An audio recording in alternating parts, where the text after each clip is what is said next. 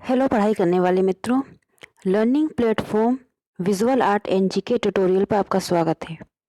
दोस्तों, सौंदर्य और कला पर जो प्रश्नोत्तर की सीरीज चल रही है, ये है उसका 8th पार्ट। और अगर आपने पहले के 7 पार्ट नहीं देखे हो तो वह ज़रूर देख लें। उसका लिंक आपको इस वीडियो के डिस्क्रिप्शन बॉक्स में मिल जाएगा। और अगर आपको ये सीरीज़ पसंद आ रही है तो इसे लाइक शेयर ज़रूर करें।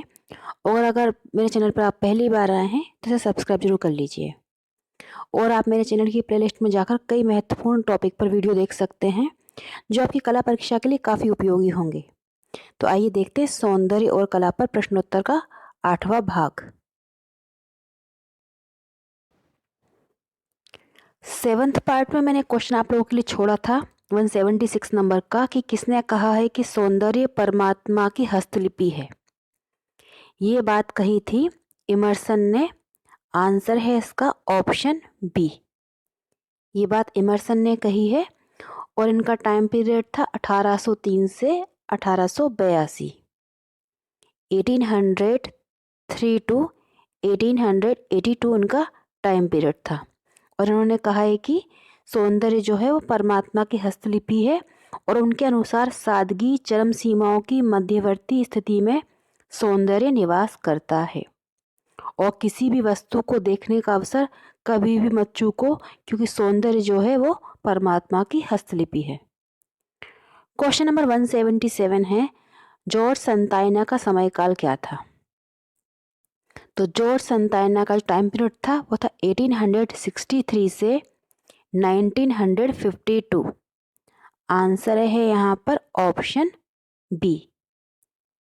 जी, जॉर्ज संतायना का टाइम पीरियड था और ये अमेरिका का सौंदर्य शास्त्री थे।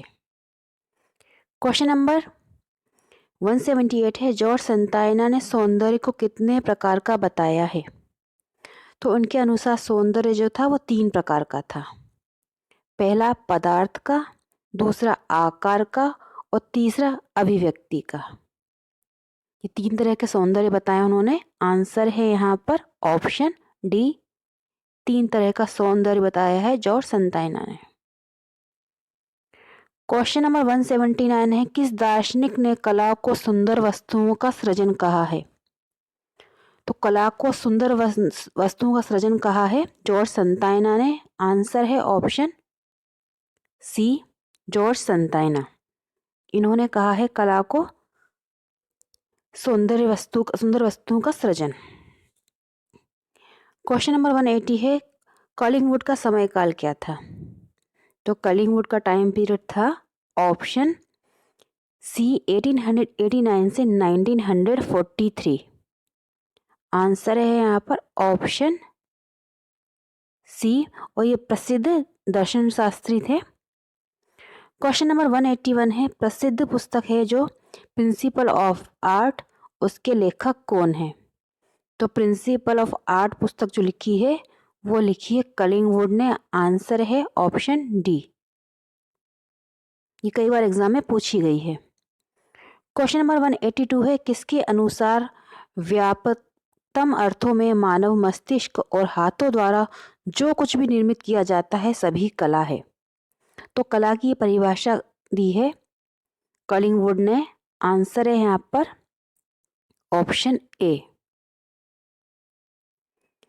ये कला की परिभाषा दी है कलिंगवुड ने कि व्यापकतम अर्थ में उन्होंने कहा है कि मानव मस्तिष्क और हाथों द्वारा जो कुछ भी निर्मित किया जाता है सभी कला है। क्वेश्चन नंबर 183 है, कलिंगवुड ने कला उपासकों को कितने वर्गों में विभाजित किया है। तो कलिंगवुड के अनुसार कला उपासक जो हैं वो 2 वर्गों में विभाजित हैं। आंसर है यहाँ पर ऑप्शन ए 2। ये 2 वर्ग उन्होंने माने हैं, एक आर्टिस्ट एस्थेटिशियन और एक फिलोसोफर एस्थेटिशियन। इन 2 वर्गों में उन्होंने कला उपासकों को विभाजित किया है। नेक्स्ट क्वेश्चन है 184 नंबर का, किसने कहा है कि सौंदर्य आंतरिक होता है बाह्य नहीं। तो सौंदर्य की जो परिभाषा है ये दी है कलिंगवुड ने। आंसर है यहाँ पर ऑप्शन ए। कलिंगवुड ने कहा है कि सौंदर्य जो होता है वो आंतरिक होता है बाह्य नहीं। और इनका टाइम पीरियड मैंने आपको बताया 1889 से 1943 और इन्होंने लिखी है प्रसिद्ध पुस्तक प्रिंसिपल ऑफ आर्ट।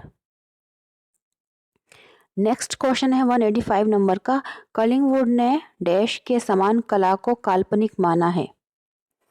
तो कलिंगवुड के और किसके विचार मिलते हैं, जिन्होंने कि दोनों ने ही कल्पना माना है कला को। तो इसमें आंसर है ऑप्शन बी, क्रोचे। क्रोचे और कलिंगवुड दोनों ने ही कला को काल्पनिक माना है। आंसर है यहाँ पर ऑप्शन बी। क्वेश्चन नंबर 186 है, सर हर्बर्ट रीड का समयकाल क्या था। तो सर हर्बर्ट रीड थे, उनका टाइम पीरियड था 1893 से 1963। आंसर है यहाँ पर ऑप्शन सी, 1893 से 1963 सर हर्बर्ट रीड का टाइम पीरियड था। क्वेश्चन नंबर 187 है, ब्यूटी एंड अगलीनेस के लेखक कौन है। तो ब्यूटी एंड अगलीनेस जो पुस्तक है उसे लिखा है हर्बर्ट रीड ने। आंसर है यहाँ पर ऑप्शन बी। क्वेश्चन नंबर 188 है, किसने कहा है कि चित्रकला कभी बाह्य नहीं हो सकती, वह आंतरिक अनुभूति है। तो ये विचार रहे हैं कलिंगवुड के। आंसर है ऑप्शन ए। इन्होंने कहा है कि चित्रकला कभी बाह्य नहीं हो सकती, वह आंतरिक अनुभूति है। क्वेश्चन नंबर 189 है, सर हर्बर्ट रीड ने कला में इंद्रिय पक्ष की अपेक्षा डैश पक्ष को महत्व दिया। तो सर हर्बर्ट रीड के अनुसार उन्होंने कहा है कि कला में इंद्रिय पक्ष की अपेक्षा आध्यात्मिक पक्ष ज़्यादा महत्वपूर्ण है। तो आंसर है यहाँ पर ऑप्शन बी। उनने आध्यात्म को अधिक महत्व दिया है इंद्रिय पक्ष की अपेक्षा कला में। क्वेश्चन नंबर 190 है, हर्बर्ट रीड के अनुसार 20वीं सदी में कला के कितने प्रमुख रूप रहे हैं। तो हर्बर्ट रीड जी के अनुसार 20वीं सदी में कला के जो रूप हैं वो हैं 3। आंसर है यहाँ पर ऑप्शन डी। ये 3 रूप रहे हैं। पहला है यथार्थवादी यानी कि रियलिस्टिक, दूसरा प्रतीकात्मक यानी सिंबॉलिक, और तीसरा है अभिव्यंजनावादी यानी एक्सप्रेशनिस्ट। ये 3 रूप रहे हैं मुख्य रूप से 20वीं सदी में कला के। क्वेश्चन नंबर 191 है, किसने कहा है कि सामान्य व्यक्ति प्रतिमा को समझ सकता है, प्रतीक को नहीं। तो ये जो विचार हैं ये जो हैं हर्बर्ट रीड जी के हैं। आंसर है option D, Herbert read. Question number 192 है, किसने कहा है कि पूर्वी पहले दार्शनिक हैं बाद में कलाकार। तो ये बात कही है पर्सी ब्राउन जी ने। आंसर है यहाँ पर ऑप्शन डी। पर्सी ब्राउन जी ने कहा है कि पूर्वी जो दार्शनिक हैं, पूर्वी कलाकार हैं या जो भी दार्शनिक है वो पहले तो दार्शनिक ही हैं, बाद में वे कलाकार हैं। क्वेश्चन नंबर 193 है, किसके अनुसार स्थूल से सूक्ष्म की ओर प्रगति कला इतिहास का स्थायी लक्ष्य है। तो ये बात कही है हर्बर्ट रीड जी ने। आंसर है यहाँ पर ऑप्शन सी। उन्होंने हर्बर्ट रीड जी ने कहा है कि स्थूल से सूक्ष्म की ओर प्रगति कला इतिहास का स्थायी लक्ष्य है, और इन्होंने सौंदर्य को पूर्णत्व का पर्याय माना है। और इन्होंने अरिस्टोटल यानी अरस्तु के मत का उल्लेख करते हुए लिखा है कि वस्तुओं के अनुपात के आकर्षण को सौंदर्य माना है। क्वेश्चन नंबर 194 है, चीनी सौंदर्य शास्त्र के अनुसार जो कुछ भी संसार में लालित्यपूर्ण प्रतीत होता है उस सब का स्रोत क्या है। तो चीनी जो सौंदर्य शास्त्र में संसार में जो लालित्यपूर्ण प्रतीत होता है उन सब का स्रोत है टाओ। आंसर है यहाँ पर ऑप्शन ए। वो टाओ को सौंदर्य का स्रोत मानते हैं चीनी सौंदर्य शास्त्री। क्वेश्चन नंबर 195 है, किस चीनी लेखक ने अपने ग्रंथ में 6 चीनी नियम यानी षडांगों का उल्लेख किया है।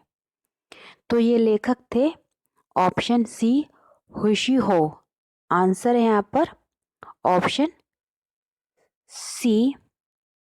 हुशी हो जो थे चीनी लेखक, इन्होंने अपना ग्रंथ जो था, इनका ग्रंथ था ancient memoir on the classification of painters.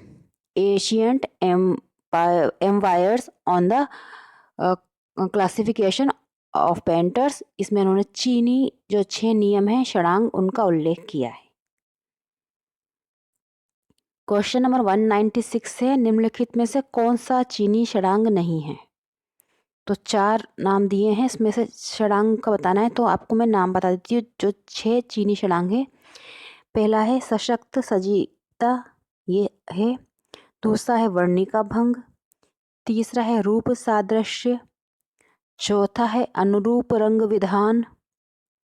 पांचवा है सुनियोजित संयोजन और छठवा है अनुकृतीकरण। तो इसमें जो नंबर डी है रेखा, वो जो है चीनी षडांग का हिस्सा नहीं है। फिर से एक बार बताती हूँ आपको। सशक्त सजीवता पहला, दूसरा वर्णिका भंग, तीसरा रूप सादृश्य, चौथा अनुरूप रंग विधान, पांचवा सुनियोजित संयोजन और छठवा है अनुकृतीकरण। ये 6 चीनी षडांग हैं। क्वेश्चन नंबर 197 है, फिलोसफी ऑफ द ब्यूटीफुल कब प्रकाशित हुई?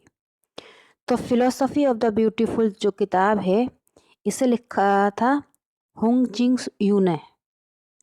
ह्यूंग चिंग यू ने लिखा था, चीनी लेखक थे, और लिखा था इन्होंने 1928 में प्रकाशित हुई थी। आंसर है यहाँ पर ऑप्शन ए 1928। क्वेश्चन नंबर 198 है, किस धर्म के सौंदर्य शास्त्र का मत है कि मेरे लिए सुंदर कुछ नहीं है, ना तो शरीर का सौंदर्य और ना ही वेशभूषा का सौंदर्य? तो ये बातें जो कही गई हैं वो कही गई हैं बौद्ध सौंदर्य शास्त्र में। आंसर है यहाँ पर ऑप्शन बी। बौद्ध सौंदर्य दर्शन जो है वो अंतर्मुखी है, जैसे कि हिंदू, और कला पर इस प्रकार का प्रतिबंध सा है क्योंकि इसे इंद्रिय आनंद का आधार माना गया था। और बौद्ध सौंदर्य दृष्टि का निष्कर्ष था विशुद्धि मग्मा के शब्दों में ये कहा गया है कि मेरे लिए कुछ भी सौंदर्य कुछ भी नहीं है, ना तो शरीर का सौंदर्य और ना ही वेशभूषा का सौंदर्य। उन्होंने रूप, ध्वनि, स्वाद, गंध, स्पर्श ये मनुष्य को मायावी संसार में फंसा देते हैं, ऐसा कहा है। क्वेश्चन नंबर 199 है, सौंदर्य दिव्य ज्योति है, उज्जवल प्रकाश है, जिसकी अनुभूति मानव को बोध होने पर होती है। तो ये जो कहा गया है, ये भी कहा गया है बौद्ध सौंदर्य शास्त्र में।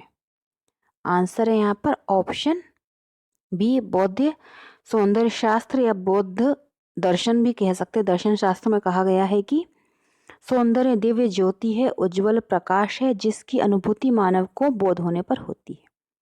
तो यहाँ तक तो जितने भी 2-3 क्वेश्चन मैंने जरूर पूर्वी इसमें ऐड कर लिए हैं। तो ये यूरोपीय जो सौंदर्य शास्त्र और कला, वो सारे मैंने क्वेश्चन इसमें कवर करने की कोशिश की है। अब क्वेश्चन 200 यहाँ से जो शुरू होंगे वो हम भारतीय सौंदर्य शास्त्र पर आएंगे। तो 200 नंबर का जो क्वेश्चन है ये आपके लिए है। इसका आंसर आप लिखिएगा कि किसने कहा है कि रस सौंदर्य से भिन्न है। ऑप्शन है पंडित जगन्नाथ, बी भरतमुनि, सी बाणभट्ट या डी पंडित यशोधर।